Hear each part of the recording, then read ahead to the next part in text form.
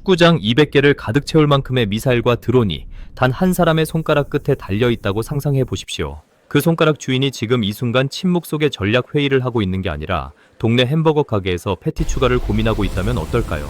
상상이 되시나요? 이건 영화 시나리오가 아닙니다. 2026년 3월 실제로 벌어진 일이에요. 8,500만 명의 운명이 치즈버거 세트 값도 안 되는 그 짧은 시간 안에 결정됐거든요. 전 세계가 제3차 세계대전을 걱정하며 숨을 꾹 죽이고 있을 때 도널드 트럼프는 소스를 고르고 있었습니다. 그리고 그 순간 이란의 최고 지도자 하메네이는 지구 위에서 싹 사라졌어요. 세계 최강대국의 대통령이 한 나라의 지도자를 제거하는 작전을 실행하기 직전 도대체 어디에 있어야 할까요? 지하 벙커 안에서 참모진과 밤을 새우며 화면 속 좌표를 노려보고 있어야 하는 거 아닌가요? 트럼프는 전혀 다른 곳에 있었습니다. 공격 당일 아침 플로리다 마러라고 리조트 인근 식당에 훌쩍 나타난 거예요. 동네 주민들과 셀카를 찍고 웃고 있었죠. 그 장면이 현지 방송을 타고 이란 정보당국에 실시간으로 들어갔습니다. 이란 수뇌부는 그 화면을 보며 안도했을 겁니다. 오늘은 조용한 날이다 라고요. 소름 끼치는 건 바로 그 순간이에요. 트럼프의 주머니 속 스마트폰에서는 인류 역사상 가장 정밀한 암살 작전의 카운트다운이 조용히 흐르고 있었거든요. 미군 에픽 퓨리 작전팀은 이미 하메네이의 집무실 위치를 1cm 오차도 없이 특정한 상태였습니다. 이란이 미국은 결단력이 없다며 비웃고 있을 그 순간에 말이죠. 웃으면서 총구를 겨누는 사냥꾼, 딱 그 모습이었어요. 이건 단순한 군사작전이 아닙니다. 상대의 심리를 뿌리째 뽑아버리는 오만의 기술이자 막대한 자본과 정보력이 어떻게 한 국가의 머리를 단번에 도려내는지에 대한 잔혹한 기록이에요. 오늘은 세 가지를 낱낱이 해부해드리겠습니다.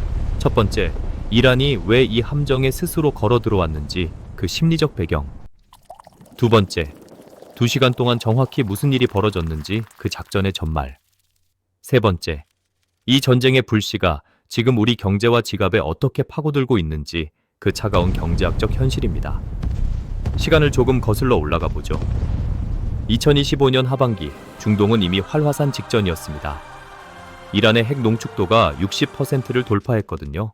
핵무기를 실제로 만들려면 농축도가 90%는 되어야 하는데 이란은 그 문턱, 바로 코앞까지 와 있었던 겁니다. 비유하자면 권총의 탄환을 다 장전하고 격발 직전 숨을 고르는 상태, 딱 그 순간이었어요. 이란이 핵을 갖게 된다는 게 왜 이렇게 전 세계를 긴장시키는 걸까요? 단순히 이란 하나의 문제가 아니기 때문이에요. 이란이 핵을 가지면 사우디아라비아도 갖겠다고 나섭니다. 사우디가 가지면 아랍에미리트도, 터키도, 이집트도 줄줄이 핵 개발 대열에 뛰어들어요. 그래서 국제사회가 이란의 60% 돌파를 절대 그냥 넘길 수 없었던 거예요. 이스라엘은 선제 타격 비상사태를 선포했고 미국과 유럽은 안보리 긴급 회의를 소집했습니다. 중동 전역이 바짝 얼어붙었죠. 국제 원유 시장은 이미 들썩이기 시작했고 글로벌 투자자들은 현금을 끌어안은 채 숨을 죽이고 있었어요. 전쟁이 터지기 직전에 그 팽팽함, 폭풍 직전의 고요함이었습니다. 그런데 트럼프는 이 살벌한 분위기 속에서 완전히 다른 판을 펼쳤습니다. 공개적으로는 나는 전쟁을 원하지 않는다고 선언했어요. 협상 특사를 이란으로 보내며 대화 의지를 내비쳤죠. 미국 언론들은 트럼프가 한 발 물러서는 게 아니냐며 분석을 쏟아냈습니다. 이란 외무장관도 미국이 드디어 현실을 인정했다며 여유를 부렸어요. 겉으로 보기엔 완벽한 백기 선언이었던 겁니다. 상식적으로 생각해보면 이상하지 않나요? 핵 개발이 레드라인을 넘었는데 왜 트럼프는 갑자기 유화 모드로 돌변한 걸까요? 이게 바로 함정이었습니다. 겉으론 악수를 내밀면서 속에선 이미 칼을 갈고 있었던 거예요. 협상 특사가 이란을 오가는 그 사이 미군은 작전명 에픽 퓨리의 최종 단계를 점검하고 있었거든요. 한국어로 번역하면 극대노, 이름부터가 심상치 않죠. 특사가 이란 외무장관과 악수하는 사진이 전 세계 언론에 퍼지는 그 순간에도 미 정보 자산들은 이란 최고 지도자의 동선을 초단위로 추적하고 있었습니다. 이걸 독이 든 성배 전략이라고 부를 수 있어요. 달콤한 협상 카드를 쥐어주면서 상대가 방심하는 그 순간을 정확히 노리는 방식이거든요. 히틀러가 뮌헨 협정으로 유럽 열강을 안심시키고 체코를 집어삼킨 것처럼 평화의 언어로 포장된 가장 위험한 침묵이었습니다. 그렇다면 이란은 왜 이 덫에 걸려든 걸까요? 이란 수뇌부 입장에서 트럼프는 이미 한 번 검증이 끝난 상대였어요. 1차 임기 때 이란이 미군 드론을 격추했을 때도 페르시아만에서 유조선을 공격했을 때도 트럼프는 결정적인 순간마다 군사 행동 직전에 멈춰섰거든요. 특히 2019년에는 이란 영공에서 미군 무인기가 격추당하자 트럼프가 보복 공습을 명령했다가 출격 10분 전에 철회한 일이 있었습니다.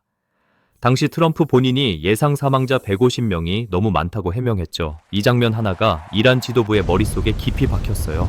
이 사람은 실제로 방아쇠를 당기지 못하는 겁쟁이다 라고요. 이란 지도부는 그 패턴을 읽었습니다. 밀면 빠진다. 그게 이란의 최종 결론이었던 겁니다. 충격적이게도 이 오판에는 또 다른 이유가 있었어요. 하메네이는 2025년 하반기부터 건강 이상설이 끊이지 않았습니다.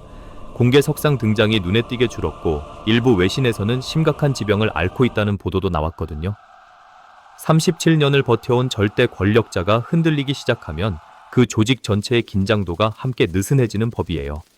실제로 이란 내부에서는 후계 권력을 둘러싸고 강경파와 외교 관료 세력 사이의 갈등이 수면 아래서 깊어지고 있었다는 분석이 나옵니다. 마치 오랜 전쟁에 지친 노장 파수꾼이 잠깐 눈꺼풀을 내린 것처럼 이란은 그 순간 가드를 내렸습니다. 트럼프의 팀은 바로 그 틈을 파고들었어요. 일부 분석가들은 이 외식 자체가 철저하게 계산된 위장이었을 가능성을 제기합니다. 확인된 사실은 아니에요. 하지만 방어선을 뚫는 게 아니라 상대가 스스로 방어선을 열게 만든 거라면 이건 차원이 다른 작전인 겁니다. 이 작전을 가능하게 한 또 다른 축은 이스라엘이었습니다. 이스라엘 입장에서 이란의 핵 개발은 단순한 외교 문제가 아니에요. 국가 생존 그 자체의 문제예요. 인구 970만 명, 국토 면적은 우리나라 경상도 2개를 합친 수준인 이스라엘은 핵 한 발이 도심에 떨어지면 나라 자체가 소멸할 수 있는 구조입니다. 그래서 이스라엘은 이미 독자적인 선제 타격 시나리오를 빈틈없이 준비해 두었던 거죠. 혼자 움직였다가는 이란의 보복 미사일이 테라비브 도심에 쏟아질 위험이 있었거든요. 이란이 보유한 탄도미사일과 순항미사일은 수천 발 수준으로 알려져 있죠. 이스라엘의 아이언돔 방공망은 단거리 로켓엔 효과적이지만 동시에 수백 발이 쏟아지는 포화 공격에는 뚫릴 수밖에 없다는 분석이 나와 있습니다. 전투기는 띄울 수 있어도 그 다음 보복의 폭풍을 혼자서 막아낼 방어막이 없었던 거예요. 이스라엘 혼자서는 시작은 할 수 있어도 끝을 낼 수 없는 판이었습니다. 바로 그 지점에서 미국과 이스라엘의 이해관계가 딱 맞아떨어진 겁니다. 2026년 중간선거를 앞두고 트럼프의 지지율에는 빨간불이 켜져 있었거든요. 관세전쟁 여파로 물가가 오르고 경제 불안감이 쌓이면서 민심이 흔들리고 있었습니다. 이란 핵 문제는 공화당 지지층이 가장 강하게 반응하는 외교 안보 카드였고 강력한 대외 행동은 지지율 반전의 가장 확실한 레버이기도 했죠. 두 나라의 서로 다른 절박함이 하나의 작전 위에서 맞물린 거예요. 그리고 이 판을 현실로 만든 데는 수십 년치의 정보력이 결정적이었어요. 미국과 이스라엘은 이미 오랜 시간에 걸쳐 이란 내부의 정보망을 촘촘하게 깔아놓고 있었거든요. 이란 핵시설 설계도가 CIA에 흘러들어가고 이란 핵 과학자들이 연달아 제거되고 이란 군사 통신망 일부가 뚫렸다는 보도들이 수년에 걸쳐 쏟아진 게 다 이유가 있었던 겁니다. 그 절대 권력자의 위치를 1cm 오차로 특정할 수 있었다는 건 그 수십 년치의 정보 자산이 한꺼번에 가동된 결과예요. 그렇게 준비된 판 위에서 이란은 스스로 걸어 들어왔습니다. 공격 당일 새벽 이란 수뇌부에 보고가 들어왔어요. 미국 대통령이 리조트 인근에서 평화롭게 외출 중이라는 소식이었죠. 이란 지도부의 판단은 빨랐습니다. 오늘은 안전한 날이다. 지하 벙커에서 나와 지상 회의실로 이동했어요. 하메네이를 포함한 국방부 장관, 육군 참모총장이 한자리에 모였습니다. 그들은 회의 자료를 펼쳐놓고 미국을 비웃었어요. 강대국이라고 하지만 역시 겁쟁이들이라고. 우리가 밀면 언제나 빠졌다고요. 정보전에서 이미 완패한 순간이었지만 그들은 그걸 전혀 몰랐습니다. 덫 위에 미끼를 놓은 지 이미 오래됐는데 그제서야 짐승이 발을 디딘 꼴이었어요. 그리고 2시간의 카운트다운이 시작됐습니다. 그 순간 이스라엘 공군은 역사상 최대 규모인 전투기 200대를 동시에 발진시켰어요. 1967년 6.1 전쟁, 1973년 욤키푸르 전쟁을 통틀어도 이 규모는 없었거든요. 그 전력이 한꺼번에 하늘로 올라간 겁니다. 전투기 200대가 동시에 뜬다는 게 어느 정도인지 감이 안 오시나요? 이게 뭐야? 서울에서 안 돼! 부산까지 잉크가 줄을 쏟아져! 세워도 남을 만큼의 글자들이 다 항공기가 지워져버렸어! 같은 시간에 하늘을 메운 겁니다. 그런데 이란 방공망은 왜 이걸 못 잡아냈을까요? 세계에서 손꼽히는 미사일 방어 시스템이 전투기 200대를 그냥 통과시켰다는 게 상식적으로 말이 되는 걸까요?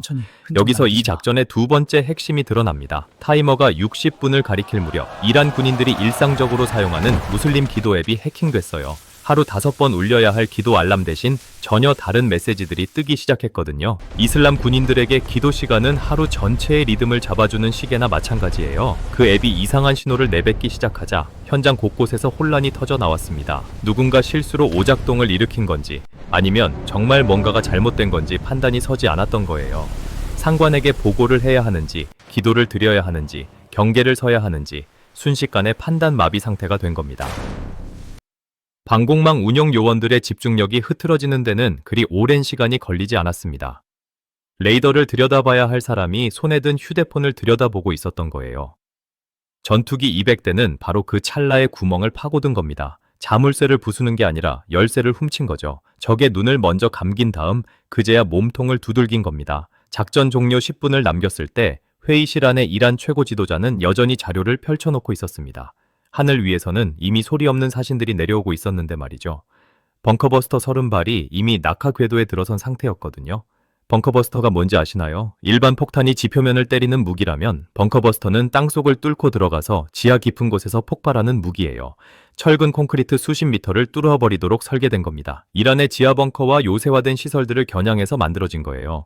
그걸 30발 동시에 투하했다는 건 이 작전이 단순한 경고가 아니라 완전한 제거를 목표로 했다는 뜻이에요. 회의실 안에 있던 사람 중 살아남는 사람이 없어야 한다는 의도였던 겁니다. 오전 9시 정각, 폭발이 있었습니다. 수십 년간 이란을 통치했던 절대 권력자와 국방부 장관, 육군 참모총장을 포함한 수뇌부가 한꺼번에 제거됐어요. 이란이라는 거대한 기계의 두뇌가 한 방에 날아간 겁니다. 비유하자면 몸통은 그대로인데 머리만 통째로 잘려나간 꼴이에요. 8,500만 명을 호령하던 그가 단숨에 지구 위에서 증발했습니다. 폭발 소식이 퍼지자 이란 전역이 뒤집혔습니다. 테헤란 거리에는 혼란이 넘쳤고 이란 국영방송은 처음에 아무런 보도도 하지 못했어요. 그 긴 세월 동안 단 한 번도 일어난 적 없는 일이 벌어진 거라 아무도 대비가 안 된 상태였던 거예요. 혁명수비대는 즉각 전국 비상경계령을 내렸고 일부 친이란 민병대들은 보복 공격에 나서겠다고 포효했습니다. 반면 이란 내부에서 조용히 목소리를 내던 온건 세력들은 이 사태가 협상의 계기가 될 수 있다고 봤어요. 머리가 사라진 자리에서 이란의 두 얼굴이 동시에 드러난 겁니다. 수뇌부가 한꺼번에 사라진 이란에는 순식간에 거대한 권력 공백이 생겼습니다. 누가 명령을 내리고 누가 군을 통제하고 누가 대외 협상에 나서야 하는지 아무도 몰랐어요. 수십 년간 단 한 사람을 중심으로 돌아가던 권력 구조가 그 중심이 사라지자 마치 중심 기둥이 빠진 건물처럼 순식간에 흔들리기 시작한 겁니다. 이란 내부가 두 갈래로 찢어지기 시작한 거죠. 그리고 이란은 최후의 카드를 꺼냈어요. 세계 원유의 동맥, 호르무즈 해협 봉쇄였습니다. 호르무즈 해협이 어디냐면 이란과 아라비아 반도 사이에 있는 폭 54km의 좁은 바닷길이에요. 좁은 것처럼 보이지만 이 길목으로 전 세계 원유 교역량의 약 20%가 통과하거든요. 사우디아라비아, 이라크, 쿠웨이트, 아랍에미리트의 원유가 전부 이 통로로 빠져나갑니다. 이란 혁명수비대가 이 해협에서 선박을 위협하기 시작했고 실제 통행량은 70% 이상 급감했어요. 세계 경제의 목줄을 틀어진 겁니다. 사실 이란이 호르무즈 봉쇄 카드를 쓰겠다는 위협은 어전을 일이 아닙니다. 1980년대 이란-이라크 전쟁 때도 2010년대 핵 협상이 삐걱거릴 때도 이 카드를 꺼내들었거든요. 하지만 그때마다 미국 해군이 해협 입구를 막고 버티면서 실제 봉쇄로 이어지진 않았습니다. 이번엔 달랐어요. 수뇌부가 제거되고 이란 내부가 혼란에 빠진 상태에서 명령 체계를 따르지 않는 이란 군부 강경파가 독자적으로 움직이기 시작한 겁니다. 조직의 머리가 없어지면 몸통이 제멋대로 움직이는 법이에요. 이란이 호르무즈를 틀어쥐자 트럼프는 전혀 예상치 못한 발언을 토해냈습니다. 나는 지상군 투입에 울렁증이 없다. 필요하다면 이란 영토에 직접 미군 부대를 진격시키겠다는 뜻이었죠. 이게 왜 그렇게 충격적인 발언이냐고요. 지난 20년간 미국 정치에서 지상군 투입은 이라크 전쟁의 트라우마로 사실상 금기어나 마찬가지였거든요. 그 막대한 희생을 치르고 얻은 게 뭔지 미국 국민은 너무 잘 알고 있죠. 그래서 어떤 대통령도 감히 지상군 투입을 입에 올리지 못했던 겁니다. 그 금기선을 트럼프가 직접 밟아버린 거예요. 큰 파도는 아직 시작도 안 했다는 말 한마디에 글로벌 금융시장은 바로 반응했어요. 뉴욕 증시가 출렁였고 안전자산인 금 가격이 치솟았습니다. 트럼프는 4에서 5주면 충분하다는 예상은 틀렸고 그보다 훨씬 오래 갈 수 있다는 말도 덧붙였습니다. 국제유가는 단숨에 배럴당 80달러를 돌파했습니다. 전문가들은 봉쇄가 2달 이상 지속될 경우 150달러까지 치솟을 수 있다고 경고하고 있어요. 비유하자면 지금까지는 서서히 달아오르던 냄비였는데 갑자기 누군가가 불을 최대로 올려버리면서 동시에 뚜껑까지 덮어버린 꼴이에요. 그렇다면 지금 이 전쟁은 어디로 흘러가고 있을까요? 우리는 어느 쪽을 대비해야 할까요? 현 시점에서 전문가들이 주목하는 시나리오는 크게 두 갈래입니다. 하나는 속전속결이에요. 이란 수뇌부가 제거된 이후 내부에서 온건 세력이 권력을 잡고 미국과 빠른 협상에 나서는 시나리오예요. 사실 이란 정치에는 그 체제에 반감을 품어온 세력이 꾸준히 존재해 왔습니다. 2009년 녹색운동, 2022년 히잡 시위처럼 이란 국민들이 대규모로 거리에 나선 역사가 있거든요. 만약 이 공백을 그쪽이 채운다면 핵 협상이 다시 궤도에 오르고 국제 제재가 완화되면서 오히려 이란 경제가 숨통이 트이는 반전도 가능합니다. 이 경우 호르무즈 봉쇄는 한 달 안에 풀리고 유가도 다시 60달러대로 내려앉을 가능성이 있어요. 충격은 크지만 단기로 끝나는 거죠. 다른 하나는 장기전입니다. 미군이 이란 영토에 발을 디디는 순간 이란이 수십 년간 중동 곳곳에 심어놓은 저항의 축 전체가 활성화되는 시나리오예요. 레바논 헤즈볼라가 이스라엘 북부를 공격하고 예멘 후티 반군이 홍해 선박을 두들기고 이라크 민병대가 미군 기지를 겨냥하는 상황이 동시에 벌어지는 겁니다. 불길이 한 곳에서 시작됐는데 동시에 10곳에서 타오르는 꼴이 되는 거예요. 그 경우 홍해와 호르무즈 두 곳이 동시에 막히는 최악의 그림이 나와요. 전 세계 원유 공급의 30% 이상이 영향을 받는 거거든요. 유가 150달러는 시작에 불과할 수 있고 이라크 전쟁보다 더 긴 수렁 속으로 빠져드는 거예요. 솔직히 말하면 지금 이 순간은 아무도 모릅니다. 이란 내부의 후계 권력 다툼이 어떻게 정리되느냐, 중국이 이란 편에 얼마나 서느냐, 러시아가 중동에서 어떤 계산을 하느냐에 따라 판이 완전히 달라지거든요. 사냥꾼이 반가쇠를 당긴 건 맞는데 그 총알이 어디까지 튈지는 지금 이 순간 세계 누구도 장담하지 못하는 상황이에요. 확실한 건 하나입니다. 이 전쟁이 단기로 끝나든 장기로 가든 우리가 살아가는 경제의 지형은 이미 바뀌기 시작했어요. 한국 경제는 이미 직격탄을 맞았습니다. 원달러 환율이 하루 만에 1470원 선을 돌파했어요. 시장에서는 1500원 시대가 현실화될 거라는 우려가 쏟아졌죠. 우리나라는 원유의 거의 전량을 수입하는 나라거든요. 원유가 막히면 정유사가 멈추고 석유화학이 멈추고 플라스틱과 비료와 의약품 원료까지 줄줄이 흔들려요. 항공기는 못 뜨고 물류는 마비되고 제조업 전반이 도미노처럼 쓰러지는 겁니다. 바다 건너의 전쟁이 아니라 우리 슈퍼마켓 물가와 주유소 가격판에 직접 박히는 문제인 거예요. 한국 투자자라면 특히 세 가지를 눈여겨볼 필요가 있어요. 첫 번째는 환율입니다. 원달러 환율이 1,500원 선을 넘어서면 수입 물가가 한꺼번에 뛰어오릅니다. 달러로 결제하는 모든 수입품, 즉 식료품 원자재부터 반도체 장비, 의약품까지 전방위적으로 가격이 오르거든요. 환율 1,500원 시대는 단순한 숫자가 아니라 생활비 전반이 올라가는 신호탄이에요. 마치 조수가 밀려오면 항구에 묶인 배가 전부 들려 올라가듯 우리 생활과 맞닿은 모든 가격이 한꺼번에 출렁이는 거예요. 달러 자산을 일부 보유하는 게 해지 수단이 되는 이유가 바로 여기에 있어요. 두 번째는 에너지 비용입니다. 유가가 배럴당 100달러를 넘어서면 우리나라 무역 수지가 급격히 나빠져요. 수출로 벌어들이는 돈보다 에너지 수입에 쓰는 돈이 더 빠르게 늘어나는 거죠. 기업들의 원가 부담이 올라가고 그게 결국 소비자 가격에 고스란히 전가되는 구조예요. 반면 정유에너지 관련 업종은 그 반대로 반사 이익을 보는 구조이기도 해요. 세 번째는 금리입니다. 에너지발 물가 상승이 길어지면 한국은행이 금리를 쉽게 내리지 못하는 상황이 됩니다. 비유하자면 불이 붙은 채로 달리는 기차에서 브레이크를 밟아야 하는데 브레이크를 밟으면 화물이 쏟아질 수 있는 상황인 거예요. 금리를 내려야 경기가 살아나는데 물가가 오르는 상황에서 금리를 내리면 인플레이션이 더 심해지거든요. 금리가 오래 높은 상태로 유지되면 가계대출 이자 부담이 늘어나는 건 자명한 사실이에요. 가장 조용한 폭풍이 가장 파괴적이라는 말이 있죠. 지금 이 순간 플로리다 식당에서 시작된 그 장면이 만들어낸 파장이 우리 지갑 속으로 소리 없이 스며들고 있는 겁니다. 지금 이 시점에서 가장 합리적인 행동은 공포에 즉각 반응하는 게 아니라 시나리오별로 대비하는 거예요. 한 사람의 결단에서 시작된 작전이 이란의 운명을 바꾸고 그 파장이 지구 반대편 우리 삶 속으로 흘러들어오고 있는 거예요. 이건 먼 나라의 전쟁 이야기가 아닙니다. 바다 건너의 총성이 지금 이 순간에도 우리 모르게 다음 단계로 넘어가고 있을지 모릅니다. 여러분은 이 파고 속에서 자산을 지킬 준비가 되셨습니까? 오늘 이야기가 유익하셨다면 구독과 좋아요 꾹 눌러주시는 거 아시죠? 저에게 정말 큰 힘이 됩니다. 시청해주셔서 감사합니다.